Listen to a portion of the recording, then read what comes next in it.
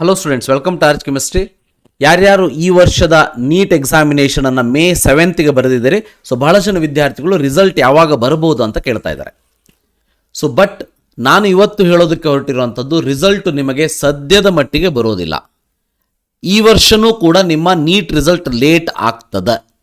ಯಾಕೆ ಅಂತ ಅಂದರೆ, ಸೊ ತಮಗೆಲ್ಲ ಗೊತ್ತಿರೋ ಹಾಗೆ 7ನೇ ತಾರೀಕು May 2023 ನೀಟ್ ಎಕ್ಸಾಮಿನೇಷನ್ ಎಲ್ಲ ರಾಜ್ಯದ ಸೆಂಟರ್ಗಳಲ್ಲಿ ನಡೆದಿದೆ. ಆದರೆ ಮಣಿಪುರದಲ್ಲಿ ಮಾತ್ರ ನಡೆದಿಲ್ಲ. ಮಣಿಪುರದಲ್ಲಿ ಇದ್ದಂಥ ಎಕ್ಸಾಮಿನೇಷನನ್ನು ಪೋಸ್ಟ್ಪೋನ್ ಮಾಡಿದ್ದಾರೆ. ನೋಡಿ, ಇಲ್ಲಿ NT ಅವರ ಕಡೆಯಿಂದ ರಿಲೀಸ್ ಆಗಿರುವಂಥ ಲೆಟರ್, 6ನೇ ತಾರೀಕು ರಿಲೀಸ್ ಆಗಿರುವಂಥ ಲೆಟರ್, ಎಕ್ಸಾಮಿನೇಷನ್ ಹಿಂದಿನ ದಿವಸ. ಸೊ ಮಣಿಪುರದಲ್ಲಿ ಏನು ಎಕ್ಸಾಮ್ ನಡಿಬೇಕಿತ್ತು ಆ ಎಕ್ಸಾಮಿನೇಷನನ್ನು ಪೋಸ್ಟ್ಪೋನ್ ಮಾಡಿದ್ದಾರೆ. ರೀಸನ್ ಏನು ಅಂತಂದರೆ, ತಮಗೆಲ್ಲ ಗೊತ್ತೇ ಇದೆ, ಮಣಿಪುರದಲ್ಲಿ ಹಿಂಸಾಚಾರ ನಡೀತಾ ಇದೆ. ಇವತ್ತಿಗೂ ಕೂಡ ಆ ಹಿಂಸಾಚಾರಗಳು ನಿಂತಿಲ್ಲ. ಆದ್ದರಿಂದ ಎಕ್ಸಾಮಿನೇಷನ್ ಡೇಟ್ ಕೂಡ ಅನೌನ್ಸ್ ಆಗಿಲ್ಲ. ಗೊತ್ತಿರಲಿ, ಅರೌಂಡ್ 5700ಕ್ಕೂ ಹೆಚ್ಚು ವಿದ್ಯಾರ್ಥಿಗಳು ಮಣಿಪುರ ಸ್ಟೇಟಿನಿಂದ ನೀಟ್ ಎಕ್ಸಾಮಿನೇಷನ್ಗೆ ಅಟೆಂಡ್ ಆಗ್ತಾ ಇದ್ದಾರೆ. ಸೊ ಇಷ್ಟೊಂದು ವಿದ್ಯಾರ್ಥಿಗಳನ್ನು ಬಿಟ್ಟುಬಿಟ್ಟು ಸೊ ಉಳಿದಂಥ ವಿದ್ಯಾರ್ಥಿಗಳಿಗೆ ಆಲ್ ಇಂಡಿಯಾ ರ್ಯಾಂಕನ್ನು ಕೊಡೋದಕ್ಕೆ ಸಾಧ್ಯ ಆಗೋದಿಲ್ಲ. ಯಾಕಂದರೆ ಅಲ್ಲಿ ಇರುವಂಥ 5700+ ವಿದ್ಯಾರ್ಥಿಗಳಲ್ಲಿ ಯಾರಾದರೂ ಒಬ್ಬರು ಇಬ್ಬರು ಕೋರ್ಟಿಗೆ ಹೋಗಿ ಇದನ್ನು ಅಪೀಲ್ ಮಾಡಿದರೂ ಕೂಡ ಸೊ ದ ಹೋಲ್ ಪ್ರೊಸೆಸ್ಸನ್ನು ಸ್ಟಾಪ್ ಮಾಡಬೇಕಾಗ್ತದೆ NT ದವರು. ಅದಕ್ಕೆ ಇಂತಹ ರಿಸ್ಕನ್ನು ಅವರು ತೆಗೆದುಕೊಳ್ಳೋದಕ್ಕೆ ಹೋಗೋದಿಲ್ಲ.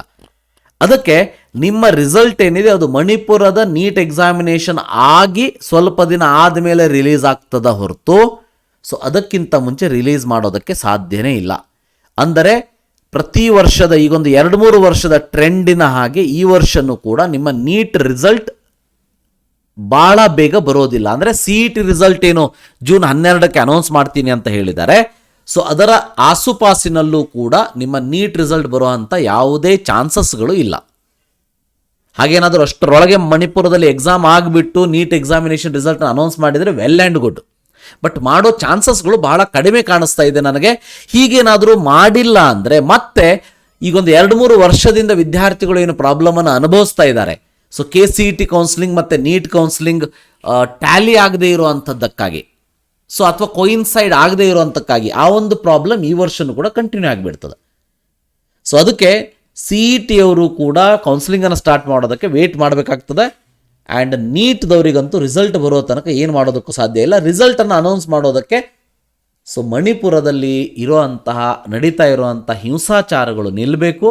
ಅದಾದ ಮೇಲೆ ಶಾಂತಿ ಅಲ್ಲಿ ಸ್ಥಾಪನೆಯಾದ ಮೇಲೆ ಸೊ ಮಣಿಪುರದಲ್ಲಿ NTA ನೀಟ್ ಎಕ್ಸಾಮಿನೇಷನನ್ನು ಮರು ಎಕ್ಸಾಮಿನೇಷನನ್ನು ಮಾಡಬೇಕು. ಮಾಡಿದ ಮೇಲೆ ರಿಸಲ್ಟ್ ಬರುವಂಥದ್ದು. ಇದಿಷ್ಟು ಇವತ್ತಿನ video. Thank you for watching. Have a nice day.